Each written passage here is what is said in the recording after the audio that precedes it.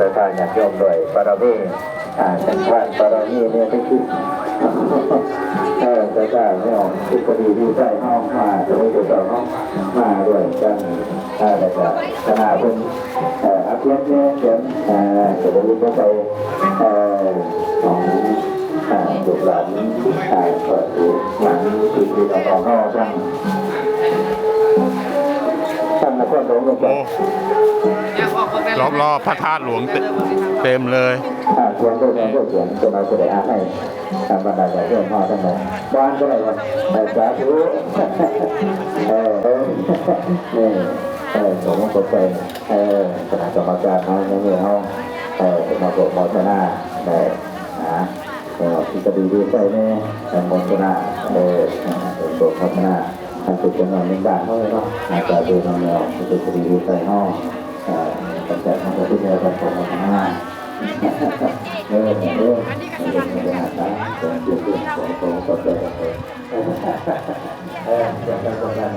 ตั้งใจตัวให้ตัวใหญ่เนาะขนาดสาธุเขาที่ออกซื้อก็ออกซื้อแบบสามารถจะจำไว้เป็นสามารถประจำสาธุตัวขนาดทำใส่ทำตัวใหญ่หลวงพ่อเพื่อเป็นผู้ที่เป็นสิ่งในท่านหรือว่าในการโฆษณาท่านมองสไตล์เนี่ยหลวงพ่อดีมุกดีใจนำแต่คำสไตล์หลวงพ่อโดยโฆษณาต้องกันจะเป็นการโฆษณาที่ช่วยทำที่ตั้งใจของสถานหลวงพ่อคือถึงทุกคนทุกท่านที่ว่าตั้งใจที่แล้วที่เป็นรวมโฆษณาสถานในทำสถานยังร่วมในรวมเป็นเจ้าภาพเจ้าสถานหลายท่านโดยเดียวแต่มีจิตอันงามมีจิตใจอันบริสุทธิ์ขอใส่ทำสถานอย่างร่วมที่รวมโฆษณาจะมารวมไม่ถูกเกี่ยวทางด้านสร้างโฆษณาเป็นปัจจัย100,000 กีบน้องสาธุโฆษณาใส่ทำสถานอย่างร่วมในรวมในการโฆษณาของมงคลใจด้วยเดิมมาร่วมโฆษณาใส่ทำสถานอย่างร่วมที่ได้เดินทางมาร่วมรวมแล้วแต่หาหมองทีหาสถานที่นอกไก่มุ่งไก่วิราญาติโยมทั้งหลายที่เรียกว่าไก่เข้ามาแล้วทุกคณะไก่เข้ามาเป็นว่าวิรา7 โมงนี่ก็เข้ามาแล้วไก่วิราโมงไก่วิราจะหอดแล้วใส่ทำสถาน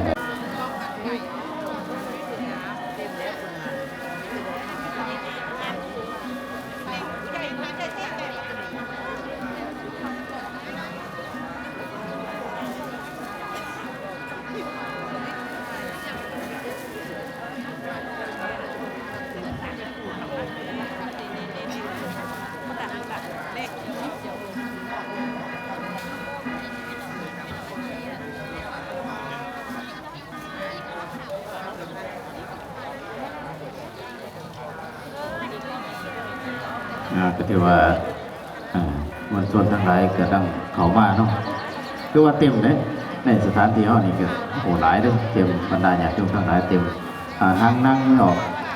พอให้ยังซับซ้อนด้วยหาหมองนั่งซะเพราะว่า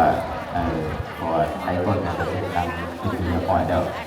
หลายคนกระดับหาหมองนั่งซะบรรดาญาติโยมมีเวลาสำหรับสังเกตกับอ่านได้น้ำเจ้าภาพสื่อจะฝากจะสถานห้องจะคอยสนอยอ่านไปนำเพื่อความสะดวกเพื่อความเป็นระเบียบเรียบร้อยตามคณะกรรมการเพื่อได้จัดไปเรื่องทุกเป็นระเบียบสมาธิทุกตั้งใจเป็นระเบียบนะครับถามว่าต้องประสบกับเราเดิมเป็นตัวอาจารย์หลายอาจารย์อีกเช่นเดียวกันมหาสถานที่เดียวของคณะกรรมการที่ต่อภาพประเด็นที่สุดเลยตัวอาจารย์นอกต่อภาพตัวอาจารย์นอกงานเรื่องไม่ออกหาหมอนังซะหาหมอนังเพื่อความจบงาม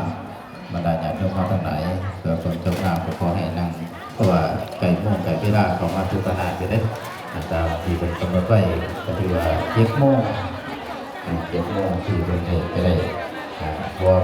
ในการทำพิธีที่หลวงพ่อทำไรเนี่ยภายใน40 กว่านาที7 โมงกับบอกให้เกิน7 โมงถึงประมาณนี้อาจจะอยากมันสดทั้งหลายมันจะเดินมาเดี๋ยวนี้การความระยะการนำความรักการช่วงเราทำมันดีห้องเราทำมันดีเป็นสมาจะเป็นทนายทานจะเป็นมาว่า ถือว่าเป็นสิ่งสำคัญของประเทศชาติของเราเพราะว่าให้เพราะว่าสถานที่มันตั้งใจการที่จะเข้ามาร่วมประการหนึ่งก็เป็นวันที่มีความสำคัญอีกเป็นกิจกรรมอันยิ่งใหญ่ของมวลชนทั้งหลายทั้งปวงตั้งใจกันที่เดินทางมาทั่วประเทศ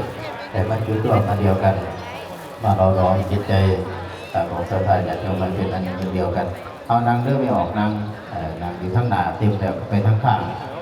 ทั้งข้างคนไหนที่เป็นห้ามก็บอกให้นั่งไปทั้งข้างนั่งไม่ออกป้าจะนั่งเพราะว่าจะได้ออกในวงเวลาจะทำพิธีก็ประกาศเติมอีกอย่างช่วงที่บนท่านให้ถูกให้ไต่ถูกไต่เทียนเด้อบนท่านให้ไต่ถูกไต่เทียนต่อถาก่อนต่อถาหัดยำก่อนสถานญาติโยมถือว่าโรธาญาติโยมเอามันสดหลายผู้หลายคนกระโดดแต่ตั้งใจเดียวก็ขอให้อยู่ในความสงบอยู่ในความสงบคอยสนทนากันไปก่อนทางหอดมุงไม่ได้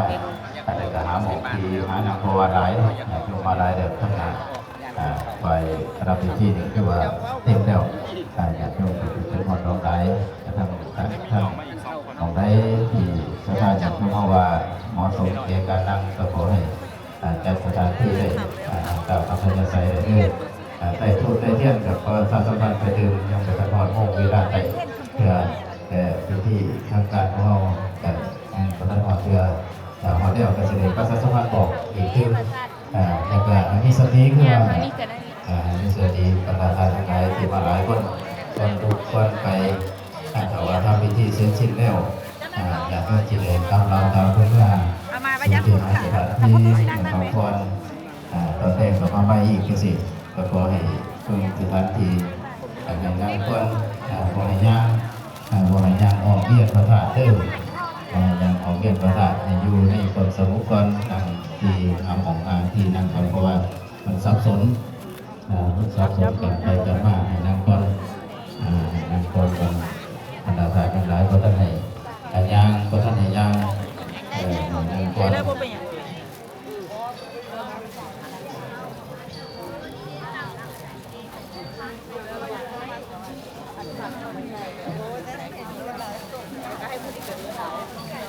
งานที่ญาติโยมเข้ามาถวายกับคุณครูอาจารย์เอาไปสานเพื่อประเทศ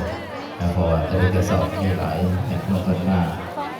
สมัยมากถวายอาหารเกิดคุณครูอาจารย์เอาไปสานด้วยขณะเป็นโบเป็นอาการขอให้น้องสาธุเพราะว่าเป็นงานเลี้ยงที่เราในตัวเรื่องตัวทุกตัวนี้ด้วยนะทุกตัวนี้ด้วยภาษาท่าเรื่องนอกจากการบาดใจให้มีความสะดวกสบายแก่มวลชนทั้งหลายทั้งปวงขอให้บรรดาท่านทั้งหลายได้ปฏิบัติตามและขออนุญาตอ่านได้นำเจ้าสถาเพราะว่ามาไหนเอาให้ทางเด้อมีเขาเอาไปหาหมองนั่งซะหาหมองนั่งหาหมองที่นั่งซะเพราะว่ามันสิสับสนนั่งเพิ่นบ่ให้อ้อมหาหมองนั่งซะหาหมองนั่ง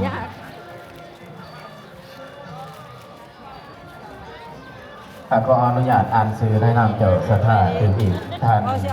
ตามพรเพชรหรือวงโมทนาเป็นปัจจัยอยู่100,000 กีบท่านนั่งคอนคำกระสินเดียวกัน100,000 กีบในเกี้ยงในวงโมทนา50,000 กีบนั่งมาดิในวงโมทนา100,000 กีบเมออกไพ่มาดิ10,000 กีบเมการะทอนในวงโมทนา100,000 กีบเมกอแก้วทุนสีในวงโมทนา100,000 กีบเมอ้อยโมทนา100,000 กีบพอออกสูงสวรรค์นะ100,000 กีบนั่งสุดบารัก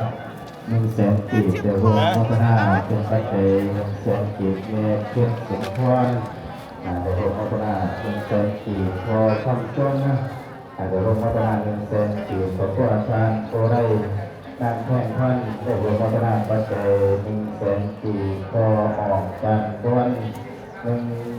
300 บาทก็ออกจากพุทธนาง40 บาทนาง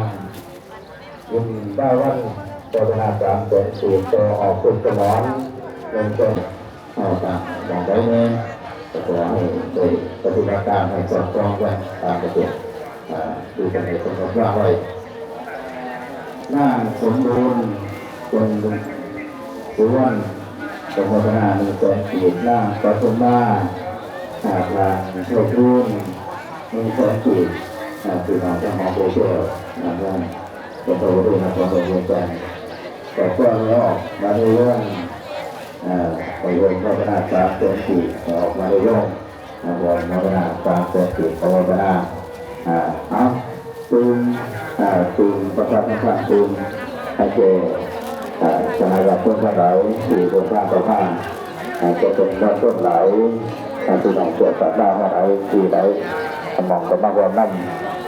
ที่น้องเข้าต่างประเทศที่หลายๆทางก็ได้มานั่งหอใน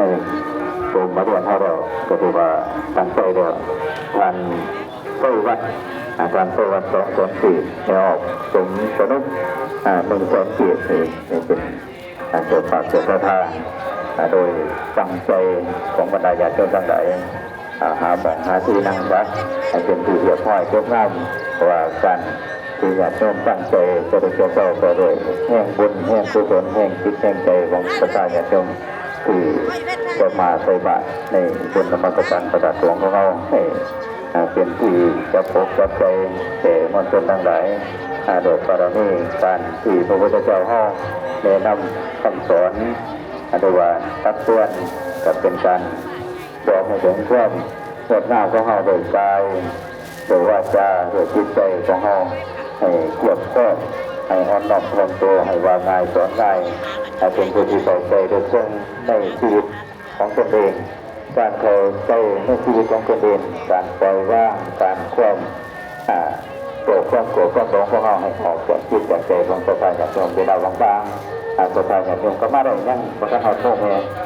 จะเขียนคือเราที่นี่ได้แม่สาวจะก่อน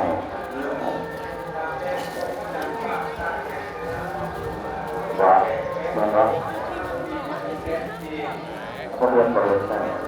บริษัทเรามาดูว่า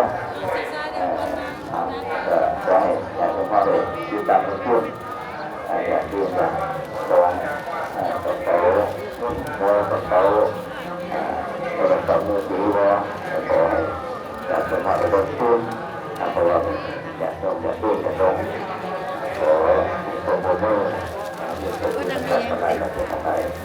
ขอให้นั่งทุกทีว่าพอจะก่อนทุกคนนั่งหรือว่าก่อนเขามาแต่หลายคนก็บอกว่าก่อนต่อไปเป็นที่ไม่ได้พระพุทธท่านตูนอาจารย์อยากจะคุย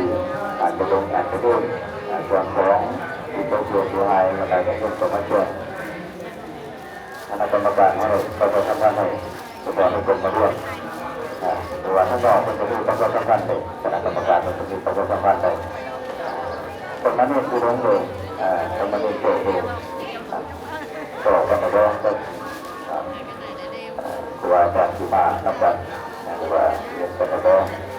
ขอให้คณะกรรมการเอาเป็นผู้นะครับตัวปัดลงกันเป็นตัวน้อยขอให้ประกาศหาให้เราประกาศอย่างเรื่องก็คือว่าความสงสัยอย่างเรื่องข้อควรเหมือนกันตัวคือเราประกาศอย่างเรื่องตัวคนนั้นผมเชื่อว่าบนท่านวงบาราท่านเยี่ยมตัวประกาศเขาตัวพัฒนาตัวประกอบการตัวที่ตัวนั้นด้วยป่าตัวผ่าตัวทั้งหมดก็คือว่า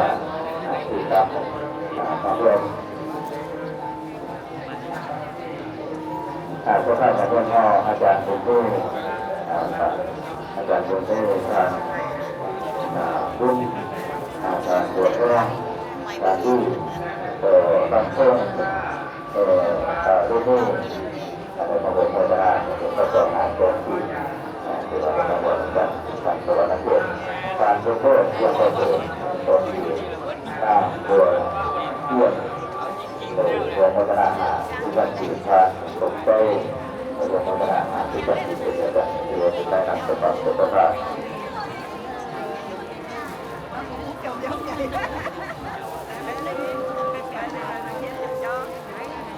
ขณะนี้อาจารย์เป็นท่านในเรียนมาถึงในประธานอบสผู้สั่งอบสจะไปมาหอดเกิดขึ้นแล้วจะไปมาหอดเกิดขึ้นแล้วกระดังในเขารถผ่านเอาเสียงเรื่องรถไม่ได้ผ่านเอากระดังเลย เป็นประธานของปสหยุดต่างห้องที่ทำในเรียนประเทศได้จังหวัดศรีสะเกษจังหวัดเพชรบุรีนครหลวงยิ่งจันทร์ของเราประธานในคณะหัวตัวเป็นเรื่องคณะกรรมการเอาต่อนับประเด็นเป็นตัวตัวก่อนเมื่อไหร่คือผมว่าหัวตัวเป็นตัวตอนนี้ว่าจะทำในเรียนประเทศได้ที่เอาเงินช่วยเหลือประธานเป็นผู้ประกอบเป็นแห่งของวัฒนาประธานอย่างเช่นทั้งหลายสมบูรณ์ในสถานที่ของเราต่างผู้ตั้งใจที่ทำปรารถนาดี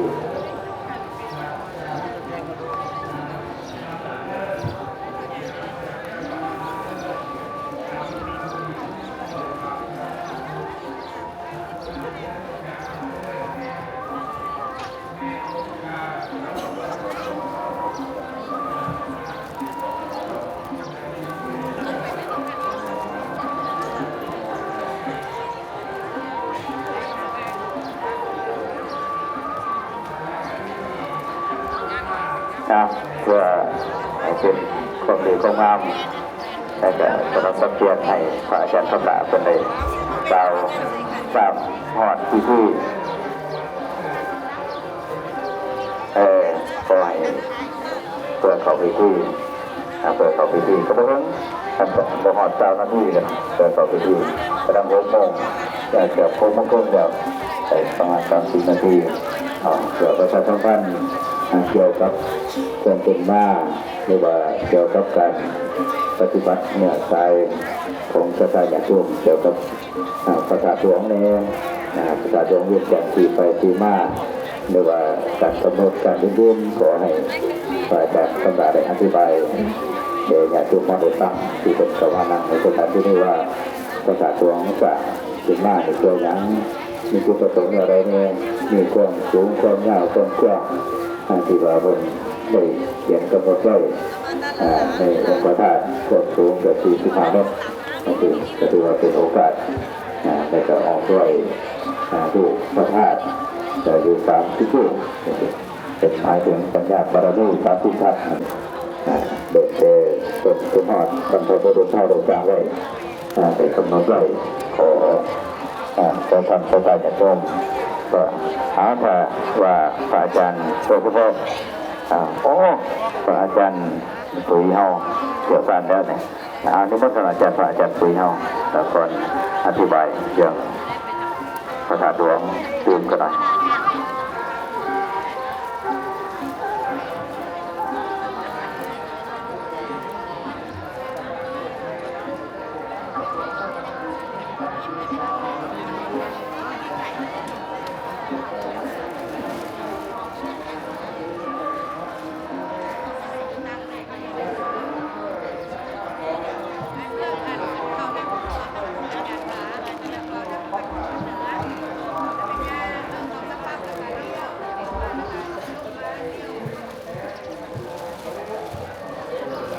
ถ้าเทียบเป็นคนกับตัวก่อนข้าไปละอายุคนในปัจจุบันนี่ก็ยาห้อยขี่ห้อยเต้าปีกับเป็นการยากสบายเด้อดังนั้นเมื่อเขาได้ลงสัมภาษณ์ที่เกิดขึ้นบนน้ำดังนี้แล้วที่พระมหากษัตริย์แต่ละพระองค์ที่ได้สร้างตนให้แก่ไทยเอาจนมาเท่าทุกวันนี้และมาฮอดยุคสมัยของไทยเอาเดเขาจะมีสิ่งใดต่อการสัมผัสว่าเมื่อตรงยังเราเมื่อเก่ายังลูกยังหลานเพิ่งสร้างองค์พระธาตุได้ตามนี้แล้วได้สิ่งใดที่เป็นสิ่งนับประจำต่อไปให้ได้เขาได้คนขึ้นน้ำกันคือองค์พระธาตุหลวงนี้เบื้องต้นกระเทียงที่เอาผู้ใดโบราณคำพาดหรือว่าพระศาสตร์เมืองเวียงจันทร์จะเป็นสถานที่ตอนที่เขาใจว่าเป็นภูเขาหลวงบางตำนานแต่ว่าเป็นบอนพญานาคศาสตร์พญานาคสถานที่แห่งนี้ด้วยการศึกษาเรียนของพระเจ้าประสงค์ของเราเขาที่ไปเรียนประเทศอินเดียหลังจากสำเร็จการศึกษาอยู่ประเทศอินเดียสำเร็จแล้วพระอรหันต์ทั้ง5คือพระมหารัตนเถระพระจุลรัตนเถระพระสุวรรณปัสสะเถระ พระจุลสุวรรณปัสสะเทระพระสังฆวิสาเทระได้น้อมนำมา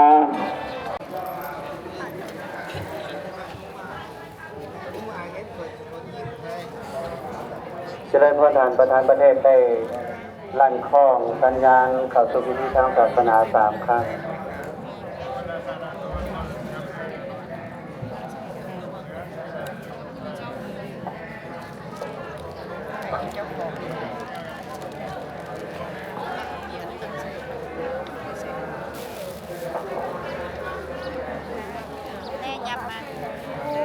สาธุ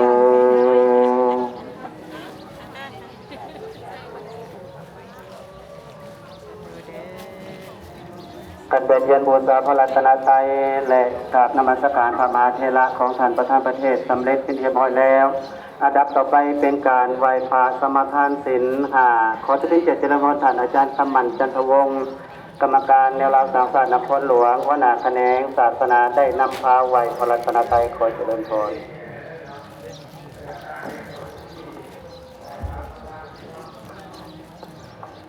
ขอน้อมไหวคุณพระศรีรัตนตรัยอันเป็นธงชัยพุทธศาสนาความน้อมนมัสการพระเดชพระคุณญาท่านใหญ่มหาเวทมศิลป์ในองค์ประธานศูนย์กลางองค์การพุทธศาสนาสัมพันธ์แห่งสปป.ลาวในนามสังฆประธานที่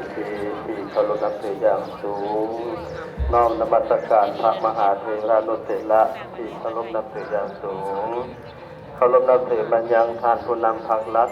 การนำพรรครัฐครอบครัวการนำพรรครัฐญาติพี่น้องทั้งหลายบัดนี้และในนามพร้อมเพียงทุกประการแล้วจะขออนุญาตนำพาเข้าสู่ศาสนาเพื่อเสื่อทุกท่านขาบไว้พระรัตนตรัยพร้อมยังกันณบัดนี้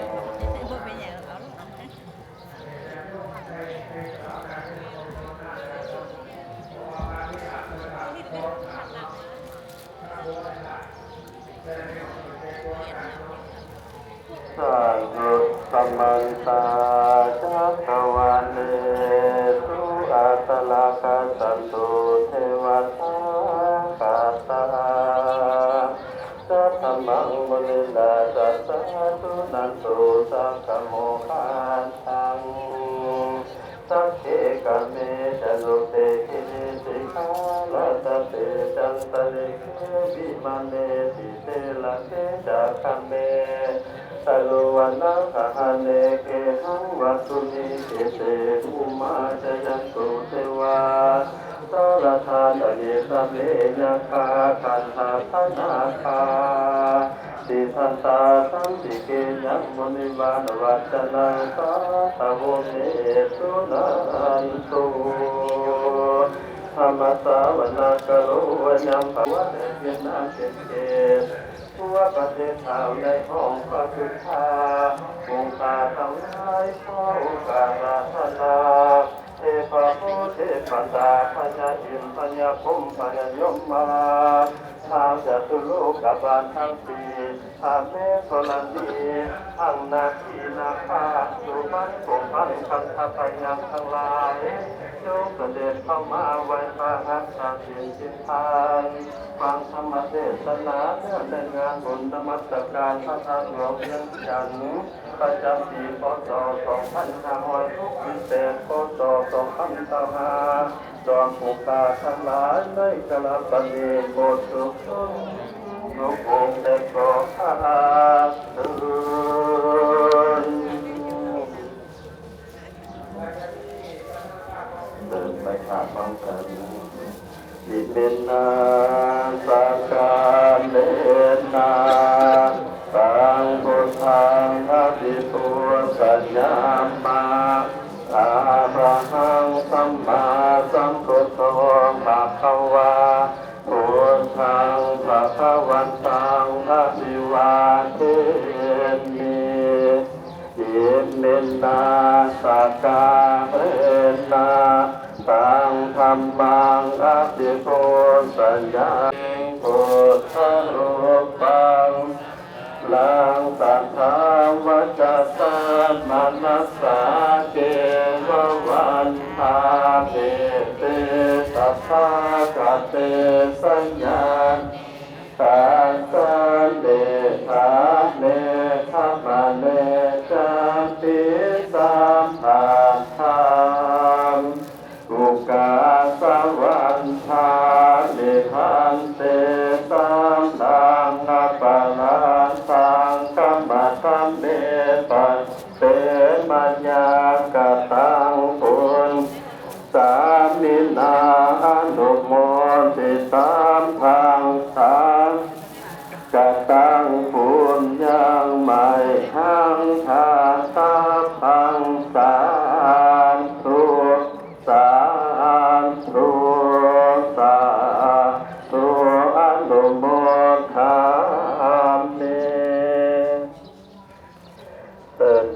พระหลวงทั้งสี่ทิศ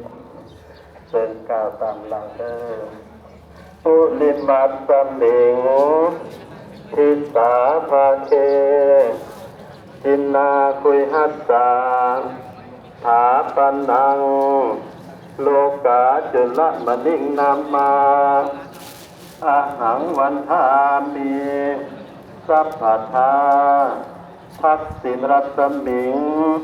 ทิสาภาเคทินนาคุยหัสสาถาปันนังโลกาจุลมณิงนามาอะหังวันทามีสัพพทาปัจจิมรัตมิงทิสาภาเคทินาคุยหัสสาถาปันนัง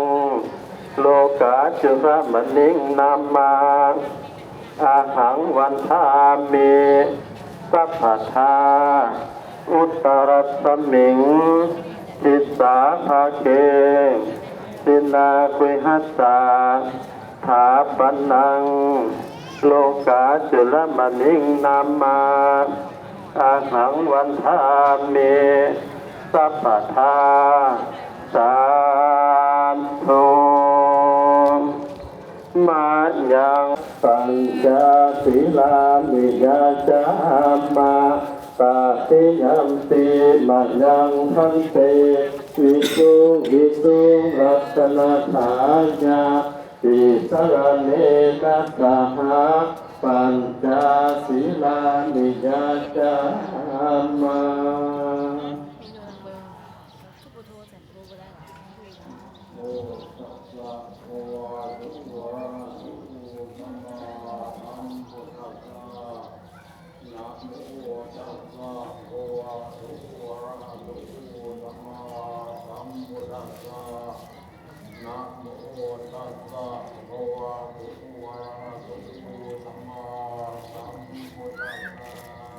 นะโมตัสสะภะคะวะโตอะระหะโตสัมมาสัมพุทธัสสะนะโมตัสสะภะคะวะโตอะระหะโตสัมมาสัมพุทธัสสะนะโมตัสสะภะคะวะโตอะระหะโตสัมมาสัมพุทธัสสะพุทธังสรณังคัสสามิธัมมังสรณังคัสสามิสังฆังสรณังคัสสามิทุติยัมปิพุทธาปัสสัมมาทิยามิปานาติปาตาเวรมณีสิกขาปะทังสมาธิยามิอะอินนาทานาเวรมณีสิกขาปะทังสมาธิยามิอะอินนาทานาเวรมณีสิกขาปะทังสมาธิเทระขอเจริญพรการนำผักหลัดตลอดทอดพ่อแม่ประชาชนได้จับเครื่องกิยาภูษาและเครื่องเขาใส่บาตรต่างๆตามลำดับได้เจริญพรท่านอาจารย์คำมั่นได้นำพากล่าวคำถวาย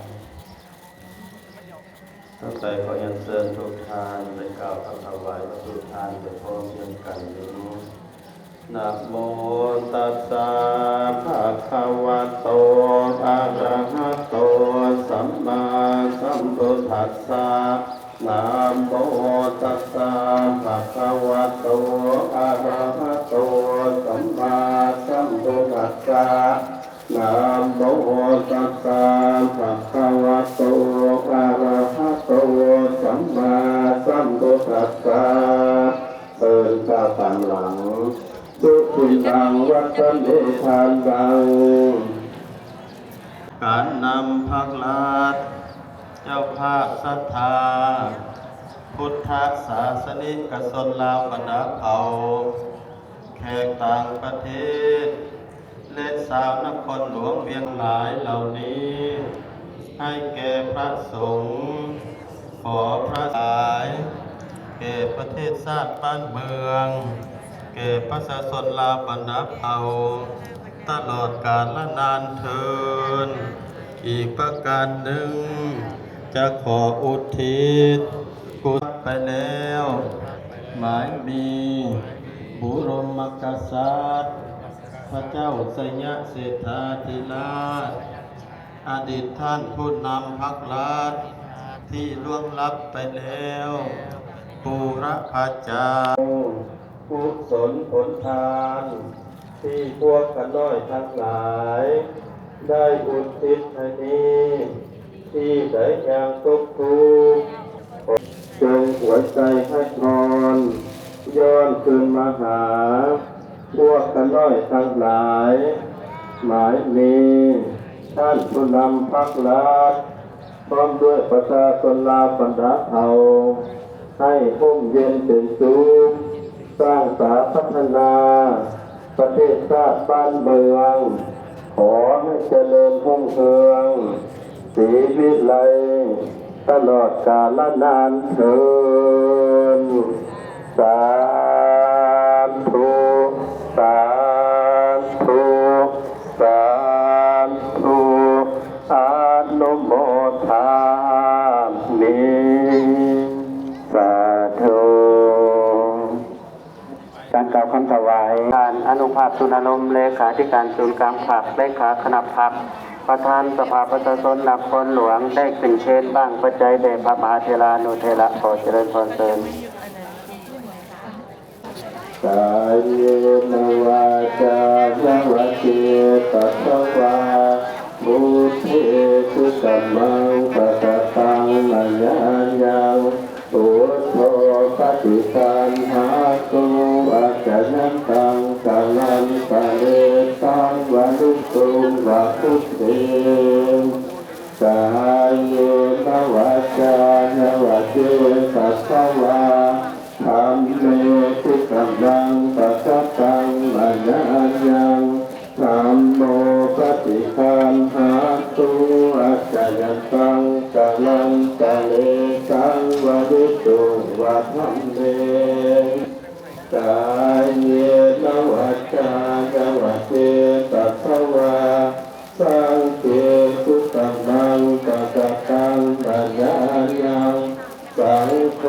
ปฏิคันหาตุอาจายันตังกาลันตะเลตังวะลุตุงวะสังเก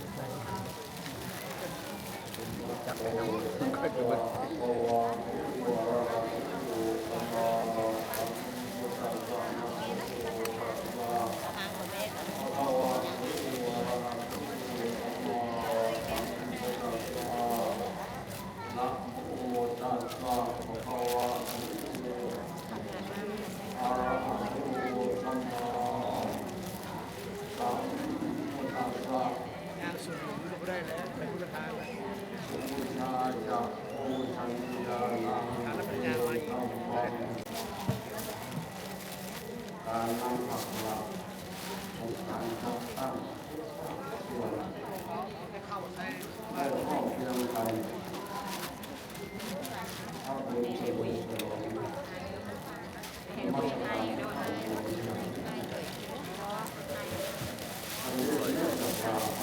การช่วยกันไปน้ำใครไปน้ำช่วยจะไปน้ำของชาวเมืองม่วนมาเป็นประเทศแล้วขอทักชวนพญาเป็นพระโพธิสัตว์สักคือองค์นครหลวงเป็นกันองค์เมื่อประชาชนได้สร้างพระธาตุพระสุริยันพระธาตุที่เราต้องเดินฝั่งจากเรื่องถึง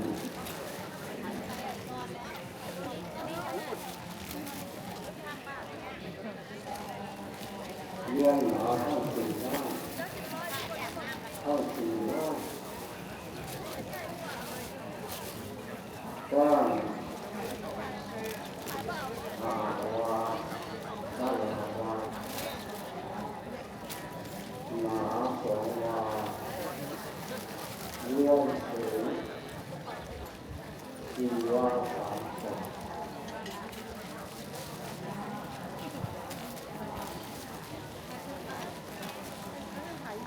เมื่อสามแล้วก็ได้สัมผัสวันที่โอ้ของนี้นะครับใส่ในน้ำดีแล้วก็ทำการทำเป็นตัวเองประจำปีทุกปีหลังจากที่จะ เงินเป็นยังไงบ้านเอาเงินเป็นยาก็เด้อบ้านเอาแค่เข้าเด้อ เขาอยู่ต่อมา เป็นเงินเป็นอย่างเอาแค่มีกระเอา ปีพศพศ2103พศ เงินเป็นยังเราใช้ถุงยา